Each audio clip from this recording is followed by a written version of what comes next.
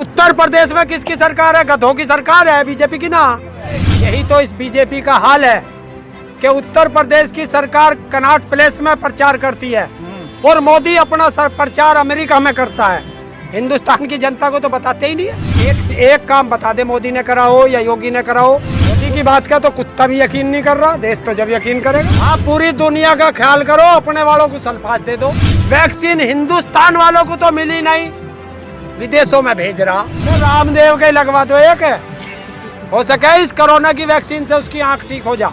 देखिए, सबसे बड़ा भारत का लुटेरा, सबसे बड़ा धोखेबाज रामदेव है। सारे हिंदुस्तान की जनता से कहा, काम दाम छोड़ो, योग करो, योग करो, योग करो। आगे बढ़ाया, अरे सारे देश को योग में लगा दिया, अपने में योग धंधे कर दिए। अब मैं तो उन्हें कुत्ता भी बोलता हूँ, फिर क्या होगा?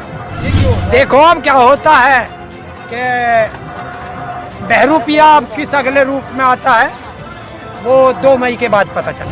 एक राक्षस की जान तोते में थी और इस सारी बीजेपी की जान ईवीएम में है। मोदी नहीं, चाहे दुनिया की कोई ताकत आ जाए, ईवीएम हटाओ, देश बचाओ का नारा अब चलेगा। मोदी की बात का तो कुत्ता भी यकीन नहीं कर रहा, देश तो जब यकीन करेगा।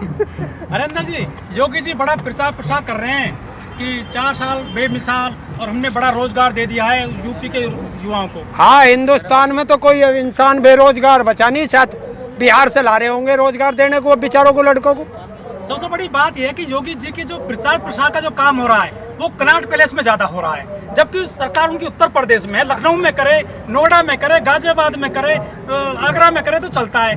कनॉट पैलेस में क्या मतलब है उसका प्रचार का? देखिए, यही तो इस बीजेपी का हाल है कि उत्तर प्रदेश की सरकार कनॉट प्लेस में प्रचार करती है और मोदी अपना प्रचार अमेरिका में करता है।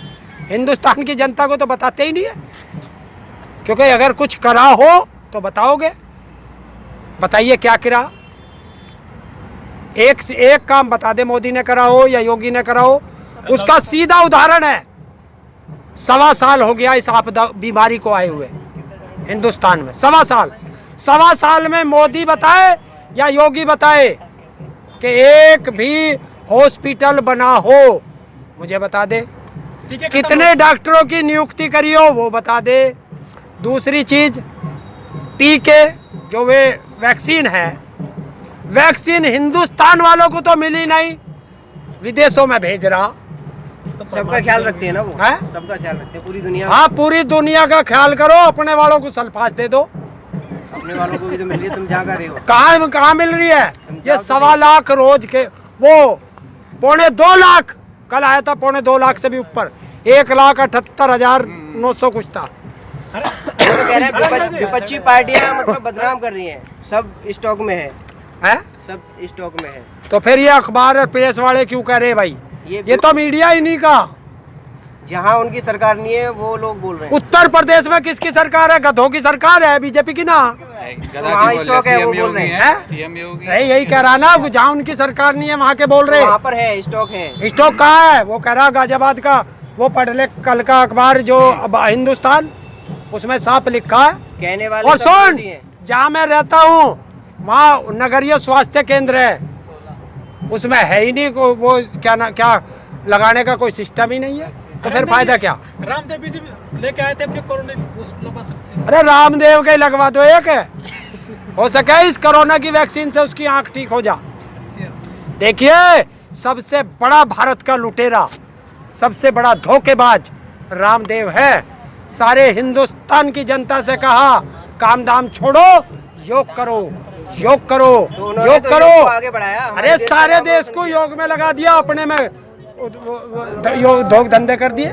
अपने देश का नाम हो रहा है विदेशों में। कहाँ हो रहा है विदेशों में? योग और उद्योग एक साथ चला रहे ना। कहाँ चला दिया? योग और उद्योग एक साथ चला, सबको कर दिया, सबको बेवकूफ कर बना दिया, सबका काम छुड़ा के योग में लगा दिया, अपना उद्योग धंधा शुरू कर दिया। हमारे देश को देख के विदेशी भी योग करने लग गए क्या? हमारे देश को देख, हमारे देश वालों को देख के विदेशी डंडा लेके भागने लगे पीछे।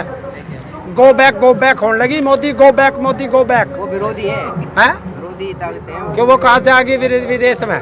अभी तो कह रहा विदेशी जो है सम्मान कर रहे, अब विदेशी उसका गो बैक करने लगे तो विरोधी हो गए। कुछ लोग हैं, कुछ लोग हैं। चलो अब क्या भेज दे कहीं और। अब आपकी आगे की प्लानिंग क्या है? आंदोलन। अरे माइक से क्या यार? आपको लगता है कि बंगाल चुनावों के बाद कुछ निर्णय निकलेगा? हाँ, बातचीत शुरू होगी, बातचीत शुरू होगी। लॉकडाउन भी लग सकता है? लॉकडाउन से हम नहीं डर रहे। लॉकडाउन लगा, देश में इमरजेंसी लगा, आंदोलन जारी। अरे डर तो शाहीन बाग वाले भी नहीं रहे थे। ऐसा है तो तू इस किसान आंदोलन को की तुलना शाहीन बाग से मत कर। वो एक जाति धर्म का आंदोलन था। आप मानते हो जाति धर्म का? हाँ, वो एक जाति धर्म का आंदोलन था। ये पूरे देश का आंदोलन है। हाँ, आंदोलन लंबा चलाओगे? लंबा चलेगा, कितना लंबा? जब तक सरकार चाहेगी तब तक चलेगा। सरकार कुछ आगे आंदोलन चले। कोई पार्टी सपोर्ट कर रही है क्या आंदोलन चलाने के लिए? हाँ, सारा हिंदुस्तान सपोर्ट कर रहा। नहीं, कोई जैसे बोला जाता है कि कांग्रेस वाले हमें सपोर्ट करती है भारत की जनता। हमें किसी राजनीतिक पार्टी की सपोर्ट की जरूरत नहीं है। कुछ ठीक लोग है, तो आपको कांग्रेस का एजेंट भी बोलने लगे हैं। अब मैं तो उन्हें कुत्ता भी बोलता हूँ, फिर क्या होगा? वो बोलते हैं कांग्रेस वाले भेजते हैं। हाँ, भेजते हैं। तू भी ले लिए कांग्रेस से। मुझे सपोर्ट कर रहा है भारत का प्रधानमंत्री मोदी, और हमारे आंदोलन को सारा पैसा भेज रहा है भारत का प्रधानमंत्री मोदी। और बता। हरेंद्र जी, चुनाव खत्म हो जाएंगे हाँ। अप्रैल में, हाँ। असम में, पश्चिम बंगाल में। हाँ। अब मोदी जी की दाढ़ी कटेगी या बढ़ेगी? और देखो अब क्या होता है कि बहरूपिया अब किस अगले रूप में आता है, वो 2 मई के बाद पता चलेगा। और ऐसे छोटे से वही है।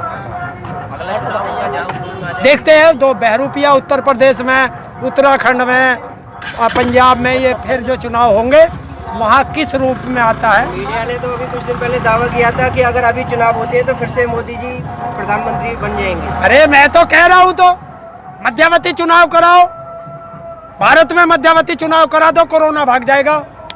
क्योंकि जहाँ जहाँ चुनाव होते हैं कोरोना नहीं जाता, तो हिंदुस्तान में मध्यावधि लोकसभा चुनाव करा दो, कोरोना भाग जाएगा। नहीं, मैं उसकी बात कर रहा हूँ, प्रधानमंत्री मोदी जी फिर से प्रधानमंत्री बन जाएंगे। तो बना लो ना। मैं तो कह रहा हूँ कराओ चुनाव, पता चल जाएगा आप आपका। कहते हो जनता खिलाफ है।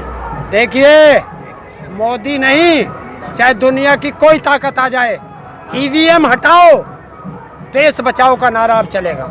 हरेंद्र जी, जब भी चुनाव होते हैं, चुनाव से पहले अमित शाह कह देते हैं कि 300 पार, 200 पार। पश्चिम बंगाल में उन्होंने बोल दिया है। इनके पास कैसे अनुमान लगा लेते हैं कि 200 सीट ले आएंगे हम? क्या लॉजिक है? देखिए, एक राक्षस की जान तोते में थी और इस सारी बीजेपी की जान ईवीएम में है।